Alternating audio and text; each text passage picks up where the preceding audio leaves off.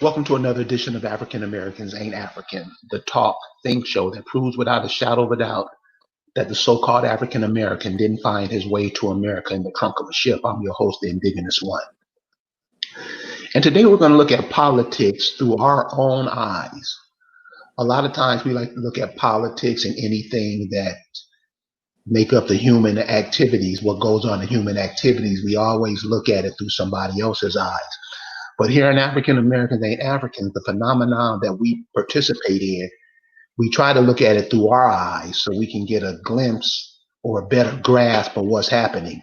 Because a lot of times people coming from other places trying to make up policy for us here doesn't pan out right.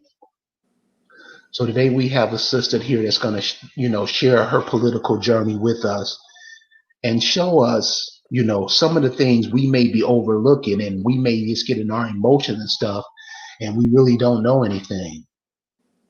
So I want to welcome Deborah White. How are you? Halito, I'm pretty good, and you? I'm great. Now I said that right, Deborah, right? Yes. So it says in your bio that you started out as a singer, songwriter. How did you go from that to politics? Tell us about your singing songwriting career first. Well, I started out as a singer with my mom, and the Levert family was my god family. So I started out I was born pretty much in the entertainment business. So I eventually moved to California, did a lot of work with Motown, ABC, NBC, and then I worked with one of the most giants of giants writers, which was Lamont Dozier. And so I was doing pretty good in the industry, as a background singer, songwriter. And I even did some acting, and I paid my bills. I put my children in horseback riding lessons and all kinds of things. So, in that business is feast or famine. So I really, really loved it and enjoyed it. It was something I was born into. I think your question is what made me decide to change to politics? Yeah, how do you go? I mean, a little bit more about the entertainment industry because, in this social media age, we just get stories. We really don't know what's going on. Because one of the things I had, this is totally off kilter. How come you never hear about the black people, the sisters who's always in this Harvey Weinstein stuff? Because we know that type stuff goes on in Hollywood, especially with sisters. Is that one of the reasons why you don't really see sisters have a long lasting career in that because of that type of the way it is there? No, in my opinion, I think the reason why we don't see our women, our womb bearers, as much as we should, is because their agenda is against the womb bearers. It's against us because we were once a matriarchal society. So it's really always politics in almost everything that you see. Like I don't think our people understand that we have in politics a genetic regime, a culture of destruction of almost everything that is our people. It's when I was at the Motown, I did a lot of work for Motown. And when you walk up to Motown, you go up to this big glass door. You walk in, you go upstairs, you greet everyone, almost everyone in the family. You go into the studio. There was a time where we were afraid to go to Motown because when the Jews decided they wanted to take over Motown, although Berry Gordy won't admit this, we were afraid that somebody might fall on top of us. They were throwing people off the top of that building to take over. We saw those things. That's not something you will hear about so much in the music industry or in the news. But there was a major takeover of the industry. In fact, I used to do a lot of work for ABC, and when I was doing some voices for the Chipmunks, and sometimes the Jewish regime would invite the girls to come and sit at the table and eat dinner with them, and they talked. They talked as if we weren't sitting there, and they ate like animals. But they literally talked about how they were going to change the face of music, and the purpose for changing the face of music was to actually, in my assessment of it, was to lull us asleep. Almost everything they do was to lull us asleep. No, Motown is not owned by indigenous people. It's owned by the Jews. And it has been ever since, I think, somewhere in the late 70s and 80s. It's not owned by us anymore. Okay, so this is the kind of information that we're trying to stop here at African American, because you just cleared something up. So the brother just said he thought Motown was owned by indigenous people, and that's what most of us thought. Oh, Motown is a black blah blah blah, but it's not. Not anymore, no. Okay, yeah, but I'm saying that type of, because we don't have control over the information that is given to us, isn't that one of the reasons why we're always late on picking up certain things that are happening to us? Because yeah, because one of the main things I learned in trying to get in the political system was that most of what's done is hidden from us. The agenda is to hide almost everything, all truths from us. Why they want open borders, why they're changing the music system. Every change that they make is hidden because it's not put in the media. No one talks about it. They know about it, but they won't tell us about it. White America doesn't know either, because the agenda is, think about it, if we knew the hand that feeds us also kills us, we would rise up and do something about it. Oh, damn, that's a cold way to put it. The hand that feeds us is the hand that kills us. Ooh. So one more question on this music thing, and then we're going to get into the politics. I have one question for the now you talked about music in the 70s, the 60s, late 60s, 70s, and 80s. Yeah. To me, which is like a classic period. I mean, I know Duke Ellington and Sarah Vaughan and all those people were great too. But as far as music that reached the masses of people, the music era of that time, late 60s all through the 70s and early 80s, was some of the baddest shit ever. How did it go from that to where we are now with music? Well, like I said, their agenda was to make sure that we don't produce songs with melody. They also changed the hertz. I think it was from 4. I can't remember what the number is, but they also changed the hertz in recording and playing, simply because the frequency of that was very much empowered us. So they changed the frequency of the music. Music now, if you listen to it, like for instance, I can always tell a Drake song because it has a lullaby to it. All of his songs are monotone. I mean, if you listen to them, it's da da da da da da da da da da da da da da da da, lullaby and good night, da da da da da. It's just the same thing. It's constantly lulling our people to sleep. And so that's their intention. If it has real melody of what we heard from Stevie Wonder, other indigenous Earth, Wind and Fire, Parliament, Funkadelic. Earth, Wind and Fire, especially them.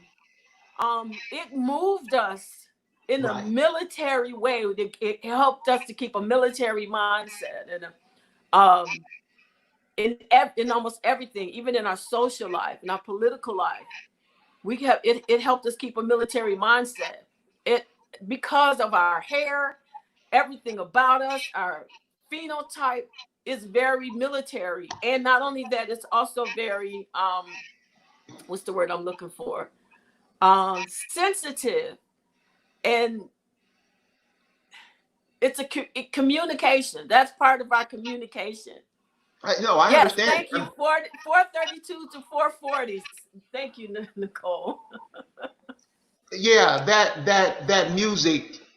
I see what you're saying about that, because everybody loves it, and I'm listening to what me and my daughters get into this all the time. What is that?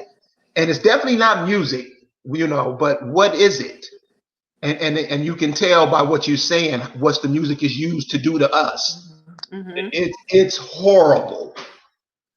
I mean, they practically, well, not even practically. I mean, they said it to us. They told us what they were going to do.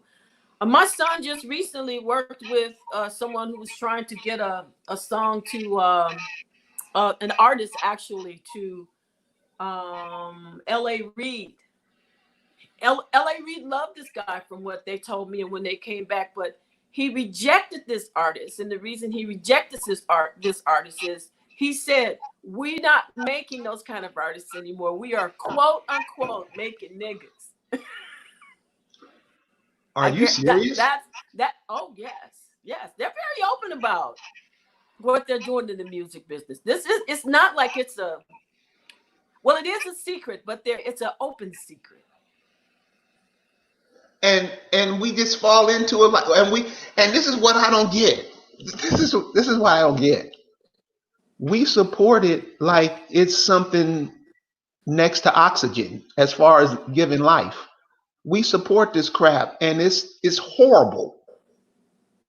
So why if the music is so horrible, why are the people gravitating to it as opposed to gravitating away from it? Why do you think that is? Because you and I won't change. Let me explain that. I blame us for that, because we allow our children to do it. We have total control over what our children see, hear, taste, smell. We have that control. We could turn it off, but we don't. Because I was in the music business and I knew that my children would probably be in the arts, they'll tell you that they woke up to Mozart. And I constantly played songs that had great melodies. And I pretty much kept a lot of that away from my children. It helped some, but they still have to live in the world, But Yes. It helped some. And when I listen to my son's music, his music, not the music that he has to do for other artists, it's Right. totally different. It has melody, it has emotion, it has feeling to it. And that's one of the things they want to do, is take away our emotion, Right. and our feelings and thought. Thought. What does thought have to do with it? Well, what you think is what you begin to manifest in your life. So if you think of yourself as always being lulled to sleep, our children love to sleep. They're sleeping through life. And that's comfortable for them. I mean, let me give you an example of how sleeper people are. It's not just our children. I'm going to turn a little bit to the politics, and if that's okay with you. Oh yes, that was the next role anyway. Okay, I have a lot of people who know who I am, and I did a documentary on the Detroit chapter of I can't think of their names right now, but I did a documentary on the Detroit chapter, and I was invited to go and speak to their people, because he told me, he said, well, I'm the head of Detroit chapter, and sure, I would love for you to come to speak, let them know what your political agenda is, and so on and so forth. And I spoke to these people. I told them, look, this is my political agenda. They loved it. They thought, okay, this is really cool. But the moment I said I'm running on a Republican ticket, they turned on me as if I was a monster. I mean, they verbally turned on me. I couldn't believe how so this is how sleepy our people are. You can tell them, here's a way out, and they'll love that way out. But if they don't like the leader, they won't take the way out. They'd rather stay in slavery than take the way out. Wow. That's how sleep our people are. You got to be kidding me. No, I'm not kidding. There's a lady named Danielle Hooper here in Michigan that works with me on that. And she was shocked when she saw this. She said, are you watching this? I said, are you listening to this? They literally, and when I say literally, I mean literally, were verbally violent towards me. All because I said I ran on a Republican ticket. And when you say I run on a Republican ticket, you might as well say, I love Trump, I'm kissing his ass. Because that's what they hear. Because the Democratic Party has made us think of anything that has to do with conservatism. It all has to do with Trump. And all of these things existed before him. Okay, but we were a Republican in the early 1900s. We espouse those ideas, conservatism. Don't just screw your money off. How did we get into a party that you can do whatever you want to do? How did that go down? Because we used to be, 100 years ago? Yes. I think. Go ahead. I'm sorry. It's okay. The Democratic Party did something that the Republican Party didn't do. They began to implement programs. And if you listen to that word, that's exactly what they call them. We're going to introduce this program. We're going to introduce that program. All of these programs did exactly what they were meant to do, was to program us into wanting a handout and a help up rather than realizing we were already at a great level. And here's what the Democratic Party did. They told us, we're going to take your perfect world and make it better. Stupid us said, yeah, let's make perfection better. Let's see what programs you implemented. Every last one of their programs was to demean us, to overtake us. If we for some reason, we went to sleep with them and we never got out of bed with them. Now that's a excellent way of putting it. So now I understand why, amongst the community, everybody is always playing that victim role. I need help. And it's like we never figure out things for ourselves. We never figure out. They use racism. They use racism for exactly that. They wanted us to feel victimized rather than people who, we owned land already. My great-great-grandfather owned his land. Another thing that's very interesting is when we look at the Democratic Party, if we look at the Great Migration, my uncles, and they won't tell you this, my uncles came to the North. They literally had businesses in Mississippi. They left their businesses to come here on the promise of an industry. But they won't tell you that. But what they didn't know was that there was a plan that once we all came to the North and made enough money in that industry, that they would migrate or out-migrate that industry to leave us in persistent poverty. And here we are in persistent poverty. The poverty can't let up. It's built into not only the system, into our communities, but it's built in us. Now we've become a people who are totally begging for relief. Always begging for relief. So now Trump comes along And don't get me wrong, I'm not saying Trump is 100% for Black people. But now Trump comes along, understanding, number one, to make America better would be making us better. See, we're the ones who don't get that because we don't know we're Americans. When we fight under the democratic mindset. We don't fight for our land because we don't know it's our land. We fight for rights, the right to have this Right. and the right to have that. They'll give us the narrative and they'll say, we want you to fight for civil rights. We don't even understand what it means to be civil. We're not a civil people. We're a wild people. We Right. shouldn't be civil. So they're handing us things all the time that is in contradiction of who we really are. If that makes any sense. No, it makes a lot of sense. What is the role of politics, or what role does politics play in our lives today?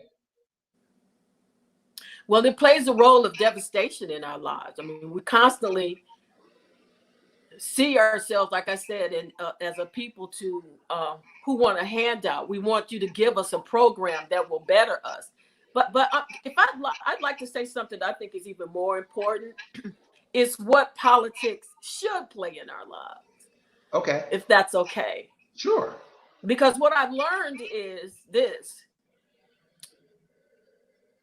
From being almost destroyed verbally by the very people that I'm trying to help, I realized this. We don't even know that our ancestors, the Indian, built the Constitution. And what's in the Constitution? Let's look at the First Amendment. And I've talked to these people about, look, you got to understand what politics means to us, what these things mean to us, and why we should go back in it, because it needs to be either corrected by us or torn down by us. And so what is the First Amendment? The First Amendment was put in there because we must always have the right to speak to the universe. We think it's, oh, we have the right to say, shit, damn, and fuck. But that's not what it's about. It's about being able to speak to the universe. It's about, because the universe obeys us, not them, and they know that. That's what the First Amendment was about, and that's what that's why they wrote it in there.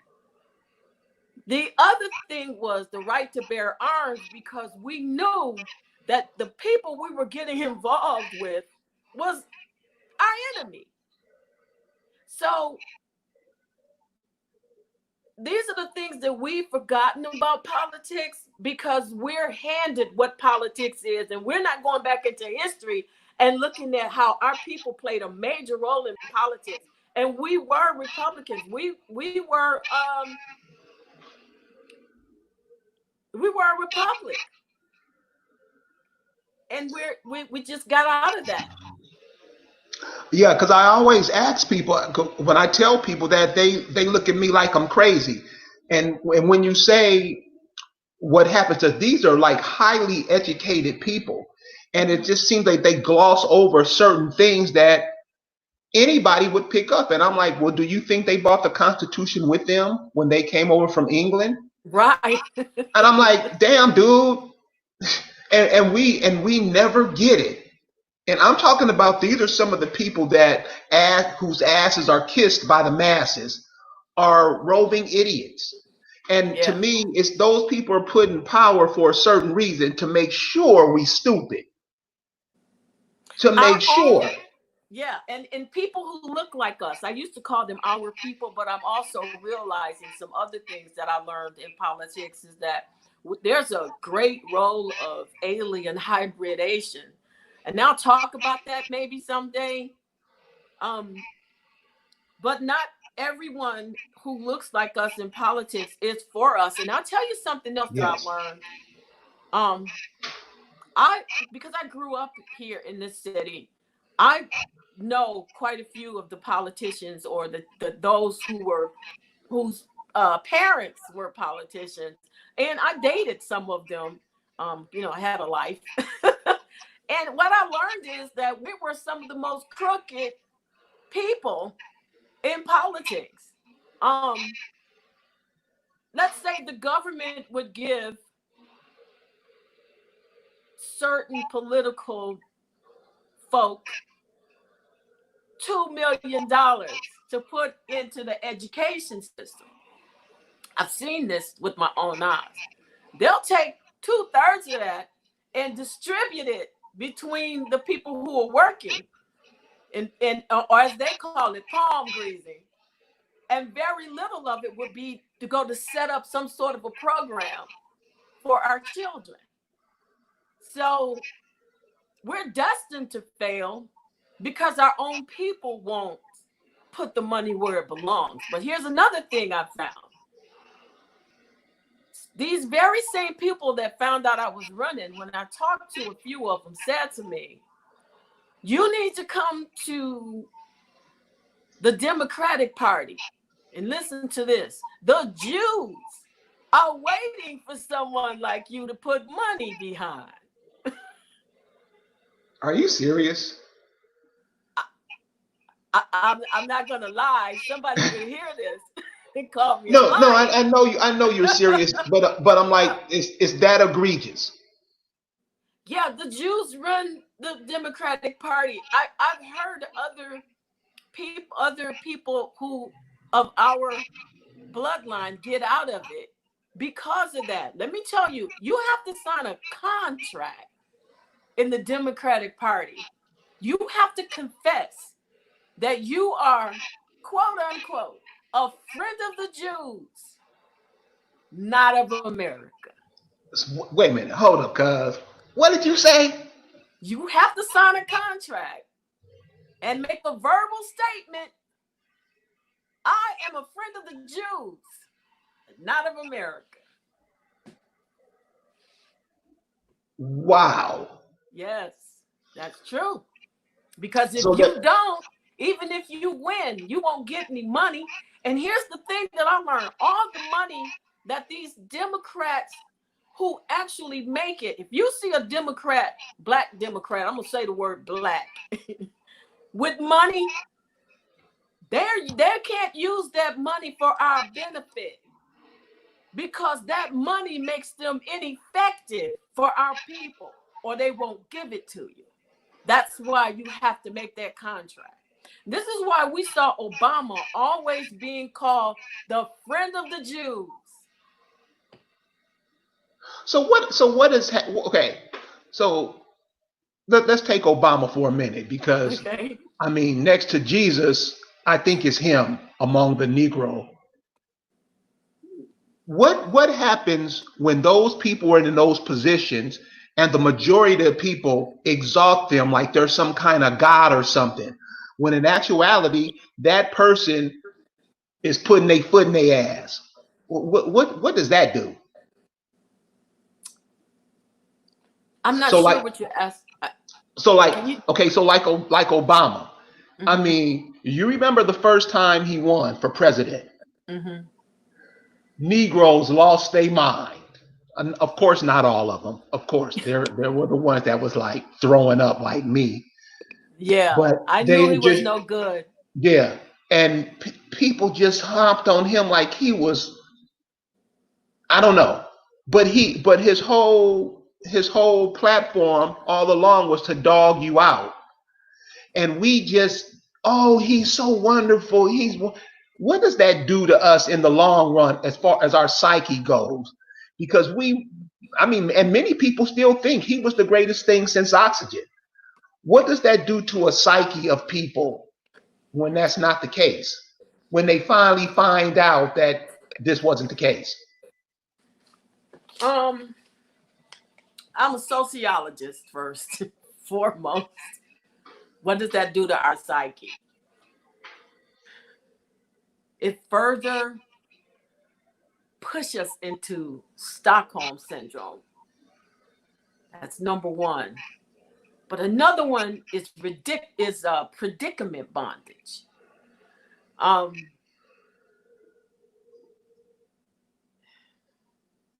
I'm not sure if I can explain that, but in our psyche, and the people who have been lulled to sleep, the main thing is that it does to us is that we've been given someone that they say is black like us, but he has no stake in us at all because he's not us. He's not our blood. See, we don't think in terms of bloodline. We think in terms of color. We think in terms of people of color. So all you got to do is give a person some brown skin, and we automatically go crazy. Like it's Jesse Jackson did that to us. He said we need a black president. But no, what we needed was an Indian president. And we don't get that because we don't know we're Indian. Well, no, most of them know that we're Indian. I'll take that back. But we, the people, don't know that we're Indian. So we're always being told what to look for in our future. We're always told what our Messiah is going to look like, who he's going to be, what he's going to say. And then when he looks like it and speaks like it, we go, that must be him. Yes. See, and that's pretty much why he won, because we have been conditioned for him to come for years. And then when he shows up, he's the one. Yes. So when he implements, you know what? We're so indoctrinated in color. I wrote an article about President Obama. He actually implemented. He implemented the executive order that we're running on now that allows the military to come into our neighborhoods and take our homes. He implemented that. And when I told our people about it, they said, no, he won't do that. But he did. They still don't believe he did it. Yeah. They still don't. And just for a point of clarification, what the sister was saying about how we identify with color and not bloodline, this is what we don't understand. Barack Obama is white. His mama, he comes from his mama. The eggs, and this is stuff that when the sister said, and now this is why I'm saying this, we don't pay attention to bloodline. All we do is pay attention to color. And black, which is a color that never wins, is always the color we always gravitate to. Barack Obama's mama's white. Those eggs that she carries with her whole life was passed down to her from her mother, and then her mother, and then her mother, and then her mother. And that's how no man's feet touches the ground unless he comes to a woman. Right. We don't even understand that shit. We still confused on that in 2020. And so this is how people are allowed to come in and do what they want to us, because we never get it. And we don't look like we never want to change. Okay, but keeping the conversation going. When I see other nations hold elections, they will have up to 40 political parties running for a certain office. Mexico, they have 4 main political parties. South Africa has 14. Ghana has 24. Nigeria has 45, which makes up their government. There's only 2 in here that really gets any play. Isn't that close to like a dictatorship? Because you're only this far away from having one person say everything or one party say anything. Mm-hmm. It wasn't a dictatorship at first because the people ruled, but it has become a dictate. You're right. It has become more of a dictatorship because we don't choose who's gonna run. We have no say in picking who our politicians are going to be. We should, and we still have the power to do that. But that's pretty much it. But even in this country, as blind as we are, if we had 6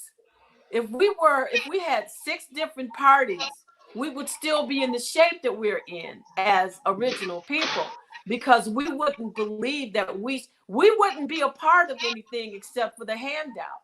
And I've reached out to some of our leaders about this very thing that you're talking about, and I've said, look, we need to come together and build our own caucus and build our own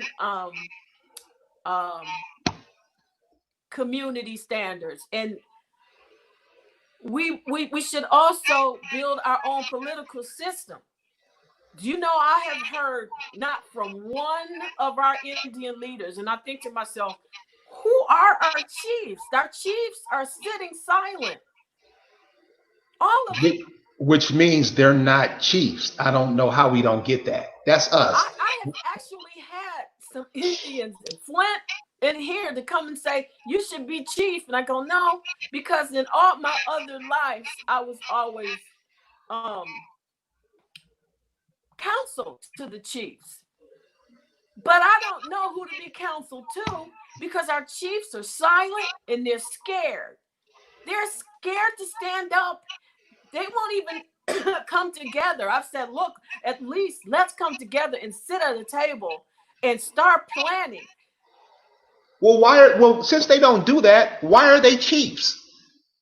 I mean, what's the purpose of being chiefs if you're not, when you see the people getting the shit slapped out of them, you don't stand up and say nothing?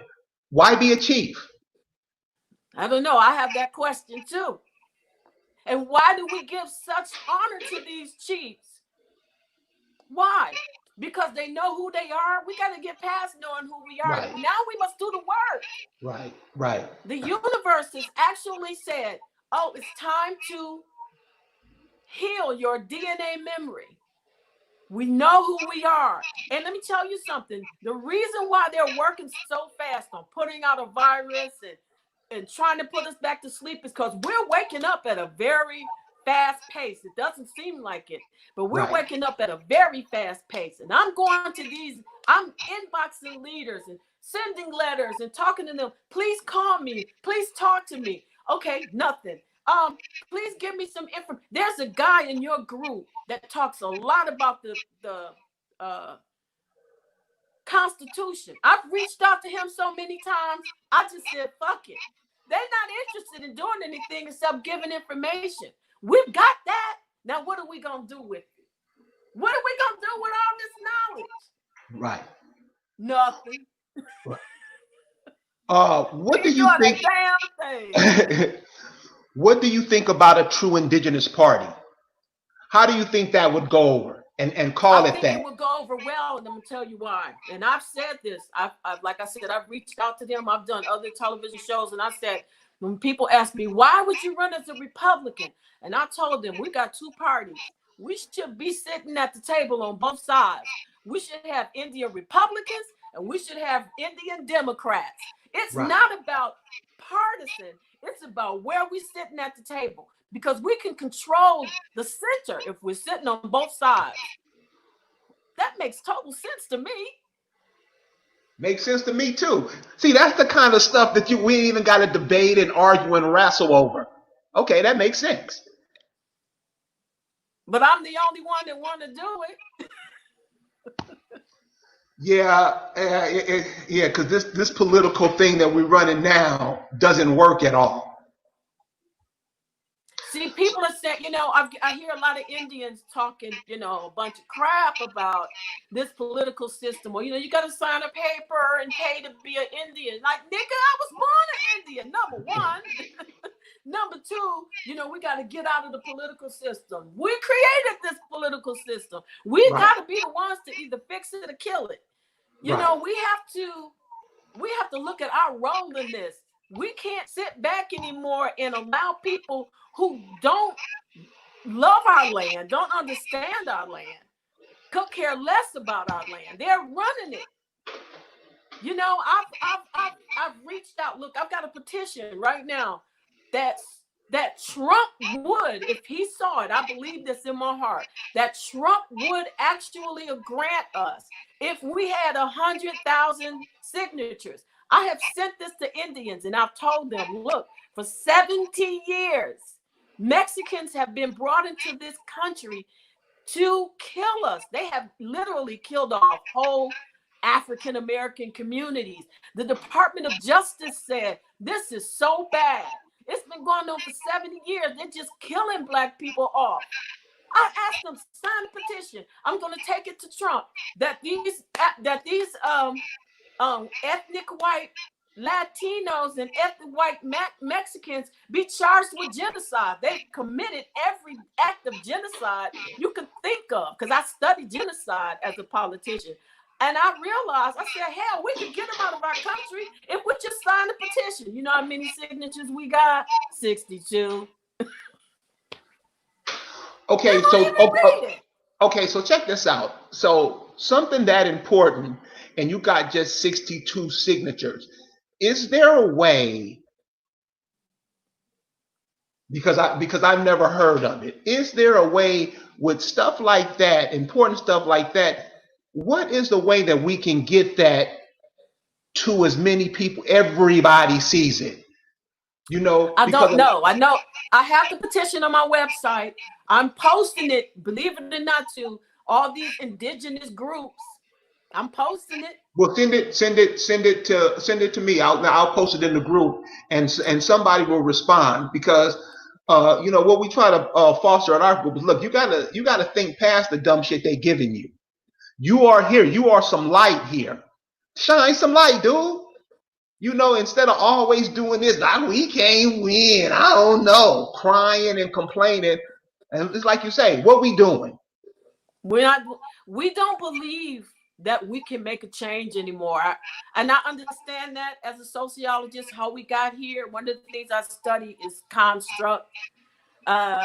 You know, and I'm also got a counseling service where I actually created a program. I shouldn't use that word, but a system where we go back and look at the social construct that's got us here, and then we look at reality, and that's the therapy. How do we get our minds back to our organic self?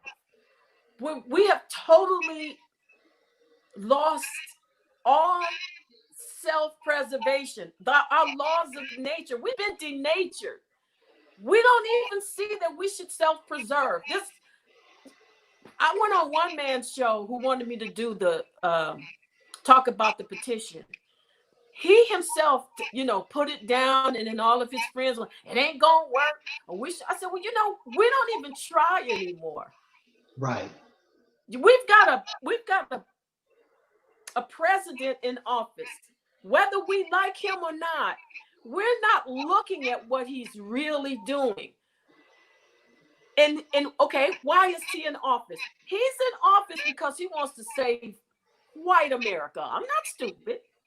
I know he wants to save white America, but there's a door open for us, but we won't go in. It's a door that the Democrats are never going to open for us. And we need to walk into that door while we have an opening.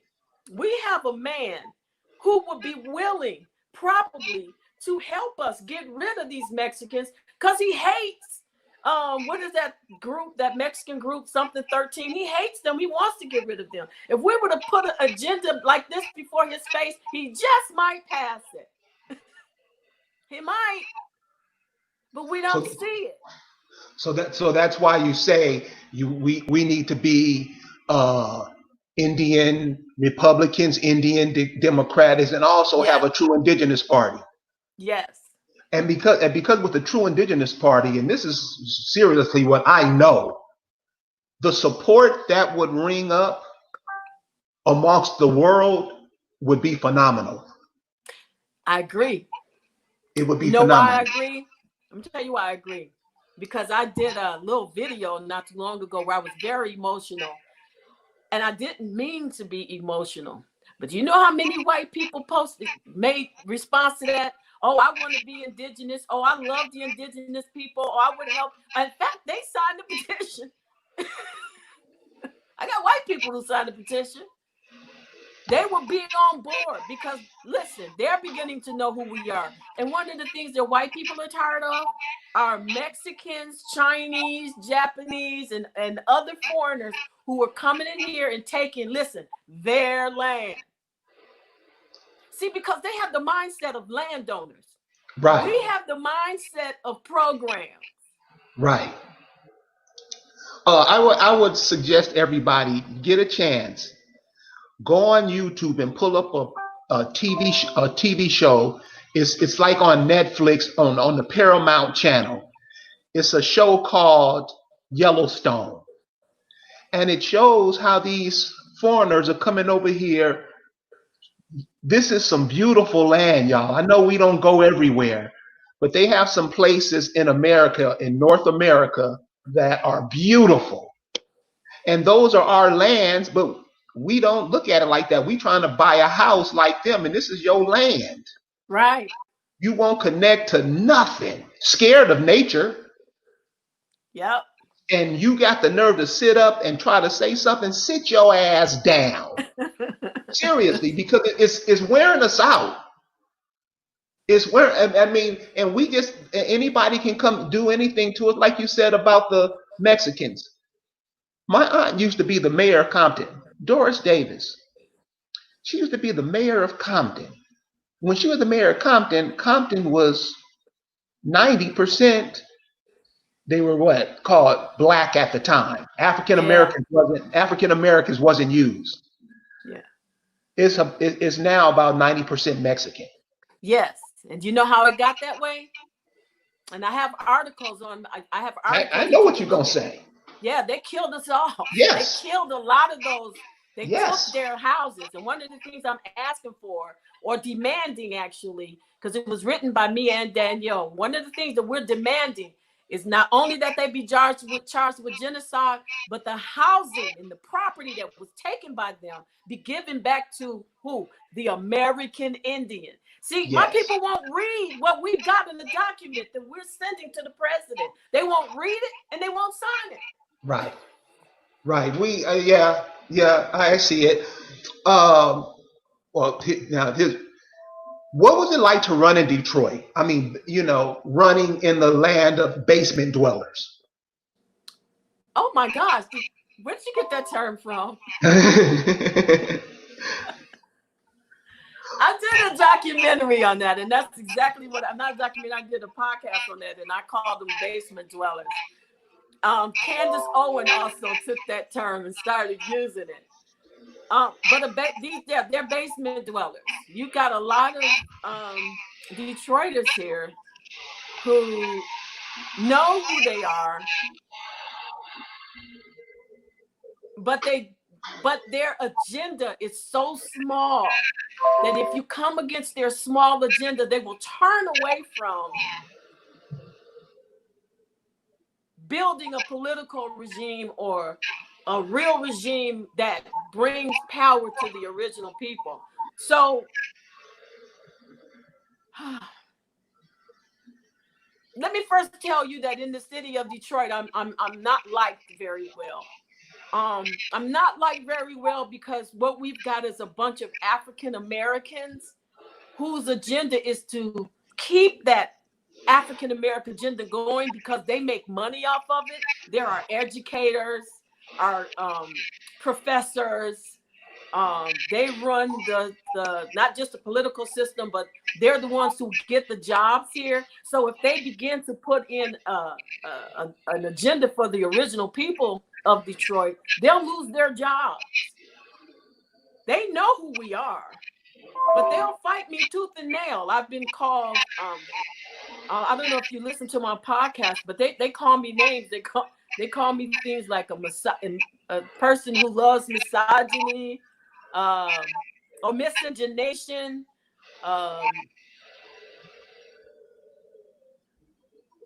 One guy told me I was trying to kill our children off. These are kind of things that they say. Yeah.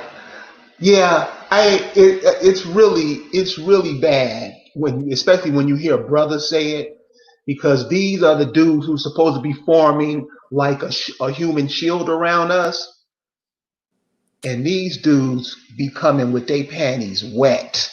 It's the educated niggas. Yes.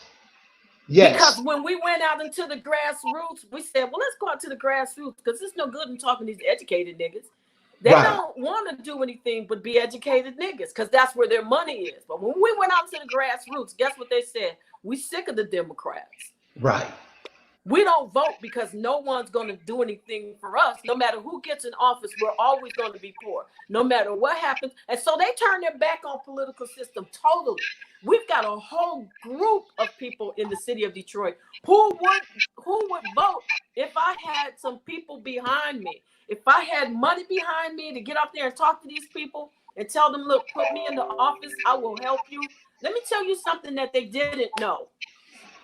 Rashida Tlaib, and I told them this, I said, Rashida Tlaib, everybody wants, they're going to get her back in because she's a Democrat. But first, she's Palestinian first. Her whole regime is to get you to fight the Jews for her, not you to fight for you.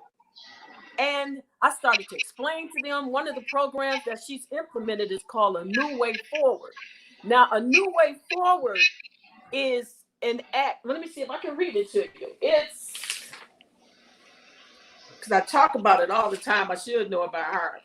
But the New Way Forward Act is an act that allows criminal immigrants to come to this country and live forever.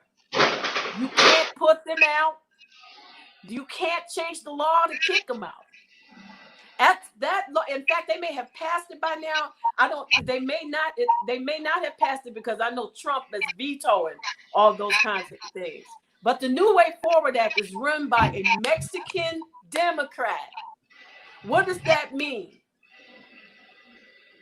Rashida Tlaib is one of the 44 Democrats who's pushing this agenda and getting Black people, African American people, to sign off on it and push for it.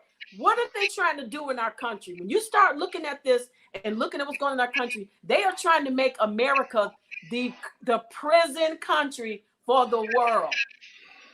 So if you have a criminal, this is how they're implementing more free labor. So if you have criminals in China, anywhere in the country, send them to America. We'll house them. We'll take care of them. And when you need free labor, we'll send them out to you. In fact, they're already doing this right now. We'll be the free labor party of the world. They are already advertising in the South for what you're saying. Yep. To grow food, to work out in the fields. Yep. They're already, and we just up here clowning. I can't even believe we don't see this stuff. I can't believe we just look over it. And as many of us as it is, I can't believe we still outnumber them. I just can't believe that we're not connected. We don't see nothing. I can't believe it. Well, like I said, the ones who would see, who are like the grassroots, they would see it. But I can't say after being in it that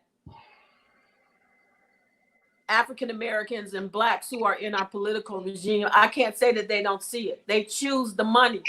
That's what they do. They choose the money because they don't see a way out. And they say, well, we'll just take the money. They're going to kill niggas anyway. That's what they do. So basically, it's left up to us Indians to do something. Let me tell you, I don't really give a damn about what the African American and the Negro think. It's you that I care about what we think. I'm not talking about you, period. I'm talking about all these Indians who may be online right now listening to this. It's them. They've got to sign these petitions. We've got to come together and put a round table together and say, how many people can we choose to run for office and get them at that table? Right.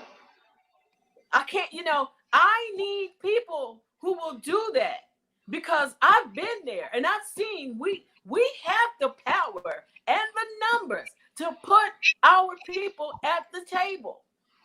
But we won't. We need to. But why? I don't know very much about some of our chiefs, but I'm concerned. Why aren't these chiefs getting back with me? What are they afraid of? Losing their status as recognition? We don't need to be recognized. If anything, we need to be acknowledged. We don't, because once we become recognized, now we're in their policy. I asked this brother who was a chief down here. I was like, yo, dude, where your casino at? he didn't say nothing. I was like, yeah, where the casino at, homie? Right. And dude, you're not a chief. Stop bullshitting the people. That's bullshit. You know, stop. I mean, really. And I think this And is a real chief wouldn't even want the casino. Do you know? I don't know if a lot of people know this or not, but there's a political movement where they are actually moving out some of the Native Americans off their land because they know they're not the original people. right. Because these white boys have decided, and this is what they said: hey, y'all not doing nothing with the land we gave you, and y'all Right. not doing anything with the casinos. Y'all ain't nothing but drunks and this, that. So they're taking it back. Right. See, this is why I tell our people we don't need recognition because Right. then they can take it back from us. We just Right. want to be acknowledged. What does Right. that mean to be acknowledged? What do we do when we sit around the table? We got to talk about what that means to us. There's some brothers that I deal with in certain states. You know what it means to them? To be weaponized. They are buying land and growing their own food, and they're coming out of this lie.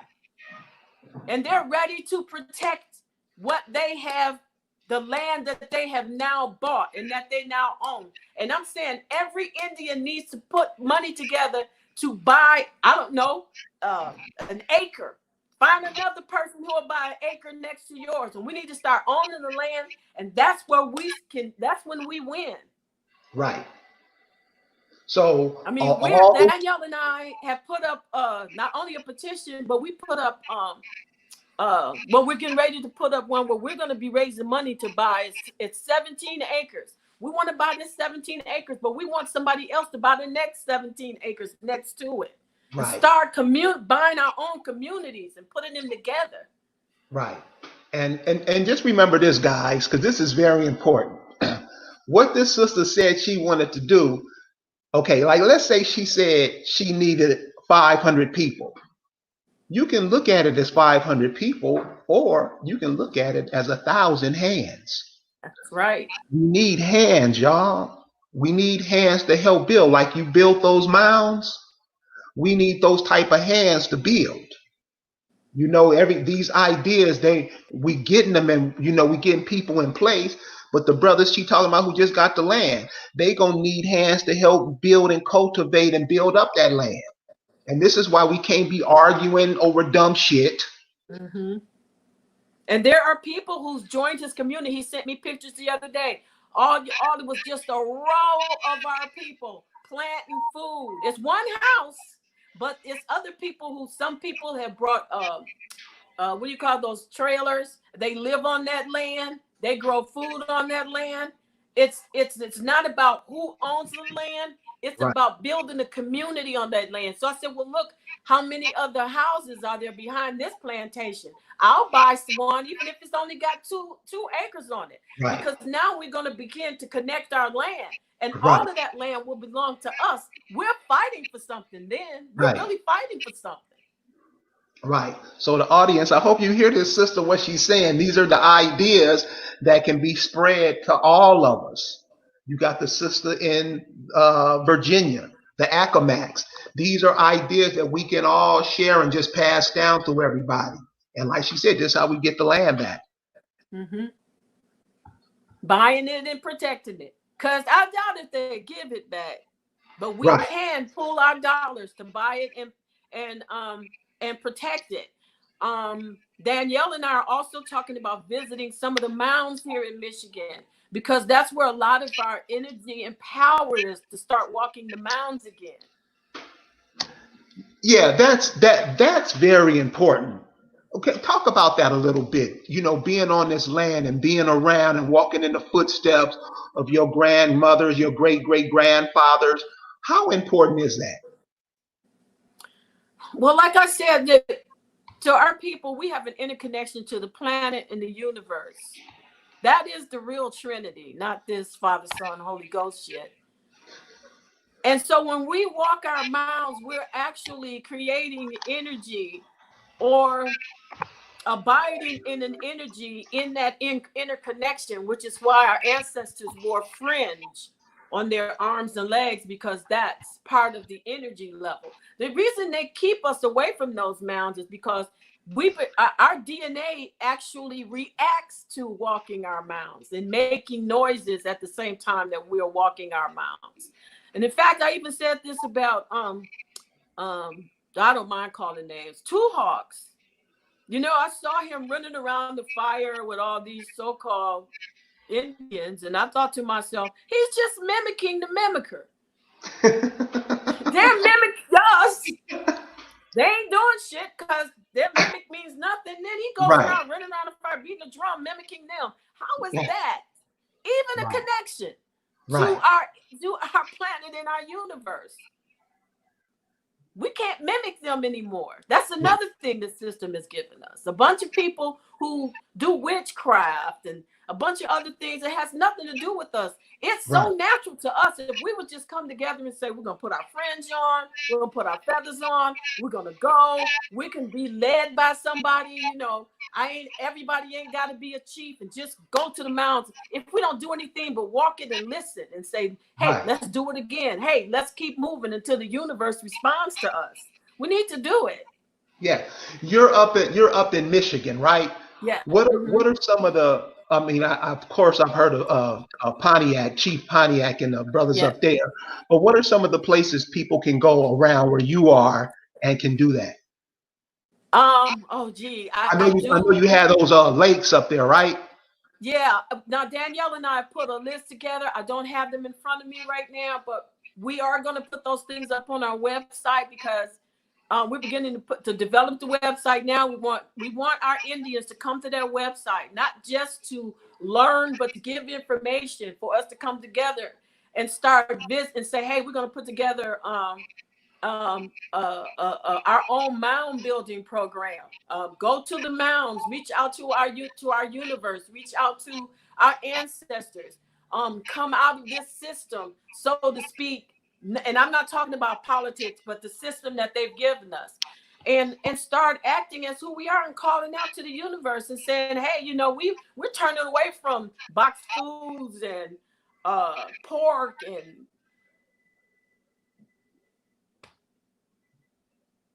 I'm not, you know, you understand what I'm saying? It's just, we got to I get you. Laws of the universe. It's in us. Right. We are everything that the law of the universe is. When we talk, everything we see, speak, hear, I mean, we're antenna. We're the voice of the universe. We're hearing the universe. She's speaking to us all the time. If we would just stop being deaf and blind to the nature of who we are. Does that make sense? Look, listen. You know, because this type of information that you're given is not given on a frequency. You know, it's given on a different frequency. That what you said is probably the only thing that makes sense that's said in America today. We don't get information. We don't hear it all the time. But what you're saying, we need to hear that every day, every hour, every day. You know, and that's where the frequency has to build up. But listen, we got to cut it short because I got some other things to do. But listen, please come back, because we got this sister wrote some stuff down, y'all. You wouldn't believe it. And you've heard her. So we're definitely going to have her back. Just please tell me you're going to come back. Oh, I would love to come back. My whole thing is to inform our people, and hopefully we'll mobilize. Well, cool. Well, thank you for joining us today. We're going to go ahead and close out right now. And I just want to let the audience know. Could you give the people who were feeling what you were saying a way that they can contact you through email or whatever? Yes, you can email me at EMADeborah. That's EMAHDEBORAH @gmail.com. Now I have my I'm going to give you a phone number. I have several, but if you call this number, I will get you in touch with the other things that we can do. And it's 734-743-1708. We are looking for people who want to work in our organization with us to bring us back home. Could you repeat that number? 734 734 734 743 1708. I'm looking forward to your 1078. calls. Okay, well, Please cool. call. Yes. Well, look, there you guys go. There's another resource. We have resources all around the country. People like the brother she was talking about. You got sisters who got farms in Mississippi. You have people doing what we need. We just need hands. We got to work with this land. We got to work with the earth. Look, you are everything. You exemplify everything that's going on in the universe. But somebody got a hold of your mind, and somebody has told you how to think, what to think about, when to think. You better not think at all. So here's another resource that you guys can use, and we're going to have her back so she can give you part 2. Thank you for joining us today. Oh, you're welcome. Thank you. All right. And everybody, we'll see you next time. Peace out.